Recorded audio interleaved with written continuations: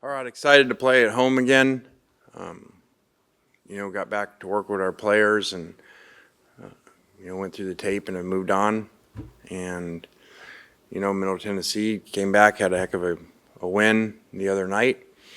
And, I think just last year had Missouri down to the wire. So these guys have been in these type of situations and very well coached with the SEC head coach, NFL defensive coordinator. That they're really sound in what they do. So we're going to need to prepare really well this week and play really good at home. So we look forward to the challenge. Hopefully our fans will show up.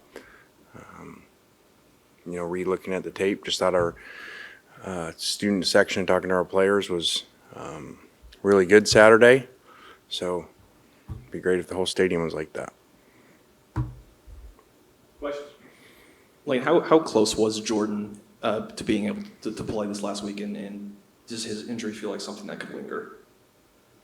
Well, we don't really discuss. I guess we're going to have to here in a few weeks with SEC rules now, but we're not there yet. So hopefully he'll play this week. And do you expect Kiffin to be available this weekend? I actually don't. This isn't a joke, actually. I actually did get a text this morning about the stitches that they thought were maybe going to come out. They're leaving them in longer, so I think he would just be walk only. Lane, I know this is kind of a little bit about Saturday, but just a lot of the players talking about what they've seen out of Dart, just those 2 quarters. How do you feel that he can build off that heading on, the rest of this non-conference play with what he showed?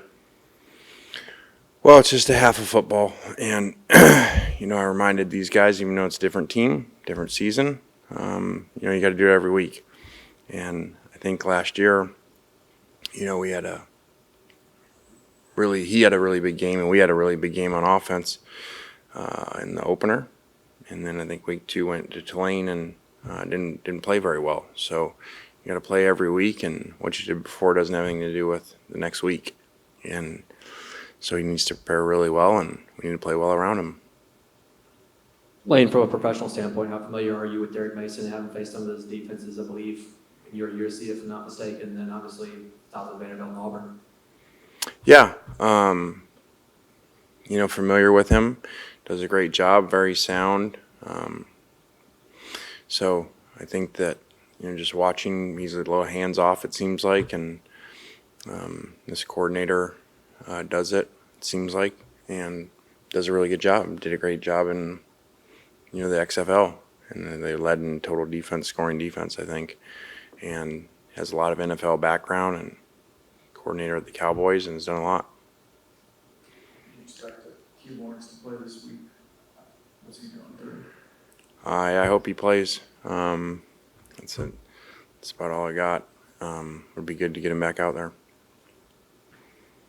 How did the helmet, the helmet operation go, and did you find big advantage in using the iPads?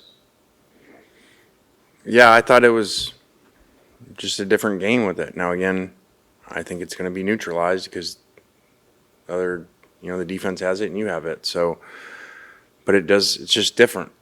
So it's extremely valuable.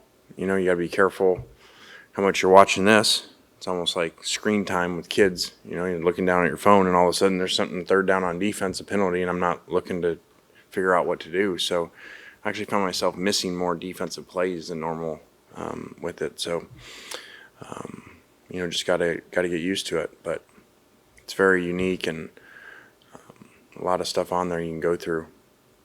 Both sides of the ball, sideline and end zone. So it does change it. But again, I think it'll be neutral because everybody has it. Lane, there's not a lot that we can talk about the first string defensive front, but I want you to comment on the second group, and basically Jamaris Brown. I thought he had a terrific game. He did. Very powerful, explosive. Again, I know I keep saying it, our D-line's not looked like that, especially when we went to the 2s over our 4 years here, and it was exciting. Kyle asked at halftime he wanted to let the game clock run in the second half so it'd be shorter, because of the score, and I was adamantly against it because I wanted to see these guys play, You know, they worked really hard, really got a lot of good players all around, especially the linemen. So, you know, and the fans that stayed, I wanted them to, you know, get their full value of their ticket. Now, after week one, how did you see the defense improve, and how much did the transfers contribute to that? Well, again, we're going to play better opponents, and those guys had a lot of new players on offense, including losing their quarterback that was Conference Player of the Year. So this is a really good quarterback. This is going to present new challenges, but our transfers made a lot of plays. They were all over the place on defense. So not that I actually want to play more snaps of defense from a one standpoint, you know, because we'd love the score to go like it did, but, you know, they didn't. Like I said, most of them played in the 20s, you know, snaps. So there's a lot more football to be played, and they got to make sure they're in shape. I think we asked you right after the game, just your assessment of the offensive line and some of those new pieces after watching some film. Yeah, a lot of guys did a lot of really good things up front. It was really good to see. You know, they played really physical. Really almost everybody that was in there did, and regardless of the score, and that was a big challenge at halftime to, you know, not let the score dictate how they play and how physical they play, and I thought both sides did that. You know, you're watching guys really go after the ball, go after the opponent, and try to finish them, and you know, you're looking up and it's whatever, 60-something to nothing, and they're still doing it on film. So that was a really good first game, like I said last night.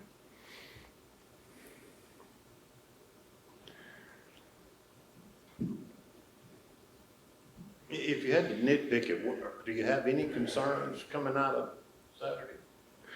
Yeah, I thought that we missed a few things in protection, you know, communication line and backs. I thought that, you know, we had some coverage issues where we allowed some people running open. You know, it wasn't about getting beat in, you know, man-to-man. It was about screwing up assignments. So those are things that will hurt us a lot down the road. You'll give up explosive pass plays and sacks. Coach, I know Pooh Paul has missed a lot of camp, but Saturday night looked like he was mid-season form. Comment on his play. Yeah, you know, obviously we've never played with him on our team, and so always respected playing against him. And he had had some injuries and things in camp, and he's trimmed down, and so it was awesome to see.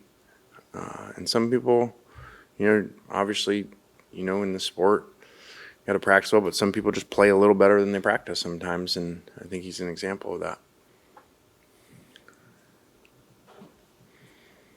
What do you think about him and Daugherty on the field at the same time? Yeah, I like it. You know, Kyrie did a good job too, as well as Tyler. So look for those guys to all play, but they did play at the same time, and it looked really good. Anything else for Coach? All right, thanks, guys. All right, guys. Thank you.